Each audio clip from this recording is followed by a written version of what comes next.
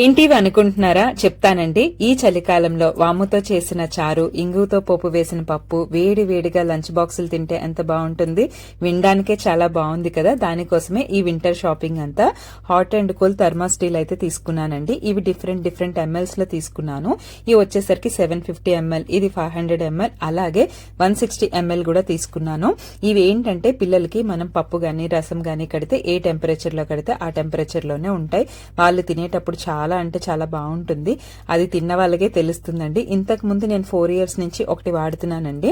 అదైతే ఇప్పటికి కూడా బాగా వర్క్ అవుతుంది అనమాట. మనకి ఫ్లిప్కార్ట్ లో 20% ఆఫ్ కూడా ఉంది. అందుకోసమే మళ్ళీ పిల్లల కోసం కూడా పర్చేస్ చేశాను. వీటిని క్లీన్ చేసుకునేటప్పుడు ముందుగా కల్లుపు వేసి డిష్ వాషర్ లిక్విడ్ వాటర్ లో మెల్ట్ చేసి బాగా షేక్ చేయండి. తర్వాత బాగా మరిగిన నీళ్లతో ఒకసారి క్లీన్ చేయండి. మీకు కావాల్సిన టెంపరేచర్ లో వాటర్, దాల్, రసం అన్ని ప్యాక్ చేసుకుంటే చాలా బాగుంటుంది. వీడియో నచ్చితే సబ్స్క్రైబ్ చేసుకోండి.